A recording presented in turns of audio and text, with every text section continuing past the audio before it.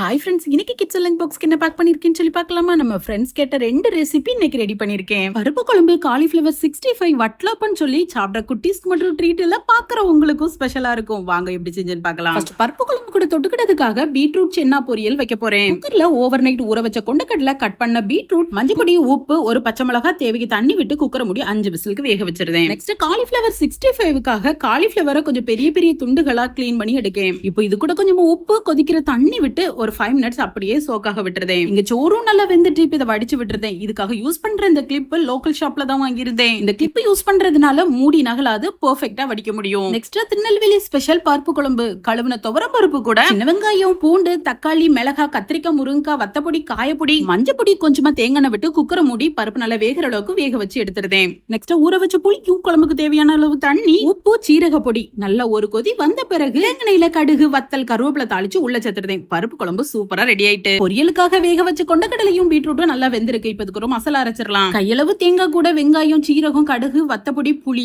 தண்ணி சேர்க்காம சதைச்சும் எடுத்துறதேன். பேன்ல கொஞ்சமா தேங்காய் விட்டு கடுகு, உளுந்த பருப்பு, கருவேப்பிலை தாளிச்சிட்டு மசாலாவையும் உள்ள சேர்த்து பச்சை வாசனை போன பிறகு வேக வச்ச பீட்ரூட்டையும் கடலையும் உள்ள சேர்த்து நல்லா மிக்ஸ் பண்ணி விட்டு இருக்கிற தண்ணி வத்தி உதிரி உதிரி ஆயிட்டுனா பொரியல் ரெடி. காலிஃபிளவரை பொரிச்சிடலாம். இருக்கிற தண்ணியை வடிச்சிட்டு நம்மளோட டேஸ்ட்டுக்கும் காரத்துக்கும் தக்கன சிக்கன் 65 மசாலாவை சேர்த்து நல்லா பெரட்டி விடுறேன். இது எல்லா இடமும் கோட்டான பிறகு கார்ன்ஃபிளவர் சேர்த்து அதையும் பெரட்டி விடுறேன். அதுவும் கோட்டான பிறகு அரிசி மாவை சேர்த்து கோட் பண்றேன். இன்கிரீடியன்ஸ் என்னங்கறத சொல்லிட்டேன். அளவுகள் எல்லாமே நீங்க எடுக்கிற காலிஃபிளவரை பொறுத்து மாறுபடும். அதே மாதிரி சிக்கன் 65 மசாலா உங்களோட ஃபேவரட் மசாலாவை சேர்த்துக்கலாம். நான் யூஸ் பண்ற மசாலா RS சிக்கன் 65 மசாலா. நல்ல சூடா இருக்கிற எண்ணெயில மிதமான தீயில வச்சு அப்பப்ப கிளறி விட்டு பொறுன்னு பொரிச்சு எடுத்துருங்க. மிக்ஸ் பண்ணி வச்சிருக்கிற எல்லா காலிஃபிளவரையும் பொரிச்சு எடுத்த பிறகு ஃபைனலா ஒரு கையளவு கருவேப்பிலையும் உள்ள சேர்த்து நல்ல பொறுன்னு பொரிச்சு அதையும் சேர்த்து மிக்ஸ் பண்ணிட்டீங்கன்னா காலிஃபிளவர் 65 ரெடி. நெக்ஸ்ட் 10 மணி ஸ்நாக்ஸ்க்கு ரம்ஜான் ஸ்பெஷல் வட்லாப்பம், முந்திரி பருப்பு, ஏலக்காய், சீனி நல்லா பொடிச்சு எடுத்துறேன். நெக்ஸ்ட் இது கூட முட்டையும் உடைச்சு ஊத்தி ஒரு 2 நிமிஷம் நல்லா பிளெண்ட் பண்ணி எடுத்துறேன். இது கூட கெட்டியான காய்க்காத பாலையும் உள்ள சேர்த்து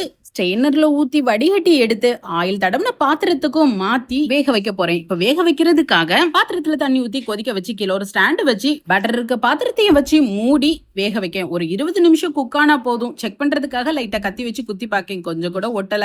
இப்ப எடுத்து கொஞ்சம் ஆற விட்டுட்டு சைட மட்டும் கொஞ்சம் கிளியர் பண்ணிட்டு எடுத்து பாருங்க, சூப்பரா வந்திருக்கும். இப்ப தேவையான சைஸ்ல கட் பண்ணி டீஸோட பாக்ஸ்லயும் பேக் பண்றேன். இது ரொம்ப சிம்பிளான மெத்தட். என் ஃப்ரெண்ட் ஷெரின் என் கூட ஷேர் பண்ணது. Next breakfast. இன்னைக்கான ஸ்பெஷல் தோசை. பருப்பு குழம்பு தோசையும் பெஸ்ட் காம்பினேஷனா இருக்கும். ஆனா குட்டீஸ்கோ பொடி வச்சுதான் தோசை வேணுமா, அதனால பொடி வச்சு தோசையும் சாப்பிட கொடுத்தாச்சு. ரெடி பண்ணி வச்சிருந்த லஞ்ச், ஸ்நாக்ஸ், தொட்டுக்கிட்ட கூட்டி எல்லாத்தையுமே பாக்ஸ்லயும் பேக் பண்ணிட்டேன். ஓகே ஃப்ரெண்ட்ஸ், லஞ்ச் ரொம்ப பிடிச்சிருச்சுன்னா ஒரு லைக் கொடுத்துக்கோங்க. நாளைக்கு என்ன வேணும்னு சொல்லி நாளைக்கு பார்க்கலாம். பாய்.